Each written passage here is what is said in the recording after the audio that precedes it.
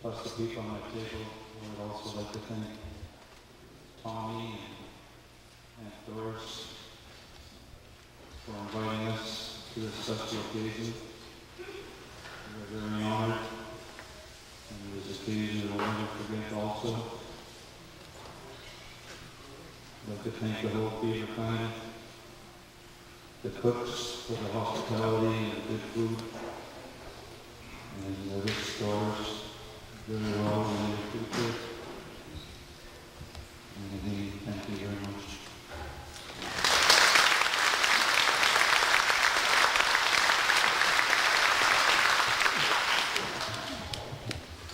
Imas, Musmuti, Chrysler. I also like to congratulate Doris for the big name she received. It's a big honor to be here to witness these wonderful occasions here. To bring back memories, I'm going to call on my two grandchildren, Roselle and Nat, to come stand beside me.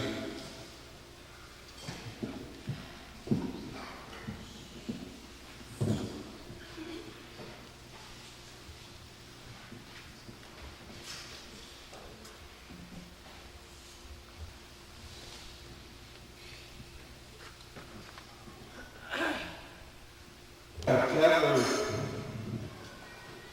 and learned of our great-great-grandfathers past, what they've done in these communities. What I'm going to pass on to my grandchildren here, what I learned. In 1939, Helen and David saw they had a special occasion like this, their Beaver feast. My grandfather, Paul Gladstone, Willie Gladstone, and there was some other chiefs that came along with them at that time. And I got these results from my father-in-law, Jonathan Morrison. I questioned him about it, and he gave me the answers I really needed. What he told me that he remembers the time, and he was the one that gave me these facts here about the Beaver feast they had. Well, my grandfather, Paul Gladstone, owned the Big City. He brought a load of seafood up this way, and they were invited to this big feast that they had here. When I was talking to Jonathan, then he told me that, he said, you're that little guy that they packed along. And I said, yes, and I remembered. I was 4 years old when we came here. I remember that the work they had down there. I remember hanging around in the family's place, the late mother and late father. This is where my grandfather were at that time, Paul and Willie. And I also found out too that Paul and Willie called late Laura mother. The reason why I have my granddaughter Nat here when she was talking on the phone with me. My sister Dorothy Walkers told me that Nat really looks like a Gladstone. This is why I brought her here. And then I'm going to talk about my Granny Maggie Wilson. I questioned Doris about it.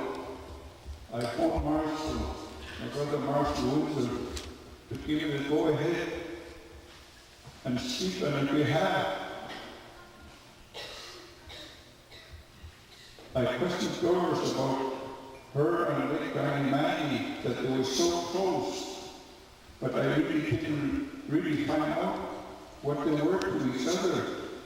That my Granny Maggie was the This is why I got my salad here beside me.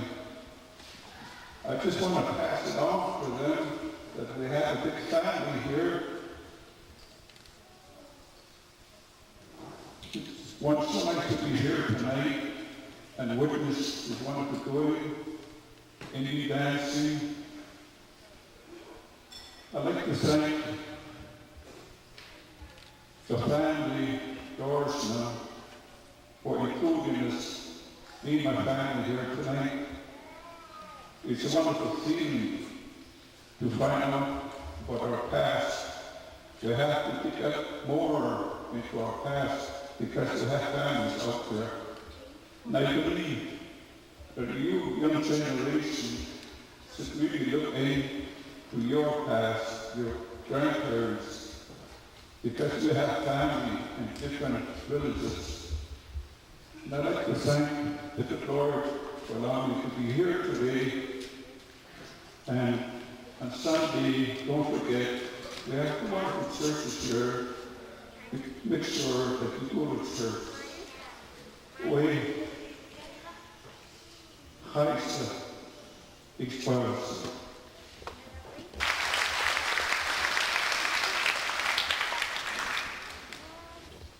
Good evening, everybody.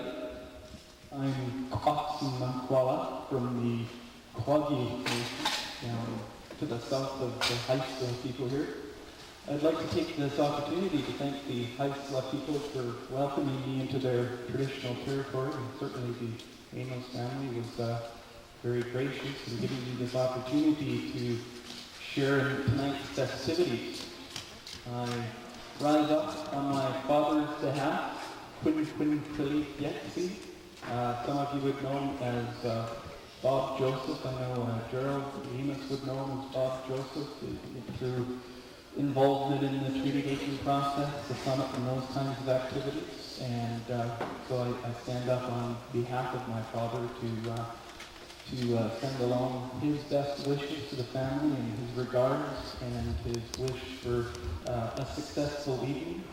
I'd like to say that I was very moved by the events that I saw here this evening. Very, very touching. Sort of when I walked into the room, I could see the long and dark shadow of the assimilation process on the people in the room. It's a familiar shadow that was cast across the Aboriginal peoples of Canada. And what I really got out of tonight was out of the festivities is that the sharing of the cultural treasures that the family had brought out for us to witness was fabulous. And I think what I got out of it the most was to see that glimmer of sunlight in some of the elders' faces when we witnessed some of the dancing and some of the beautiful, beautiful songs that were sang here tonight. And I have to tell you that it was a very moving experience for me. I consider myself an apple in many regards. I'm brown on the outside, or red on the outside, but white on the inside in a lot of senses. But like all apples, I hope to ripen one day and become brown on the outside and brown on the inside. And I think tonight was a very profound experience and certainly a stepping stone in that process of getting to understand the cultural survival component of what we witnessed tonight. And, so it was with great gratitude that I was able to witness these treasures that have been held in trust by our forefathers and foremothers and passed down through the generations along whatever it is that our cultural protocols would dictate. And so again, I'd like to thank the family for inviting me here this evening and for letting me share in their cultural treasures. Yalakasa.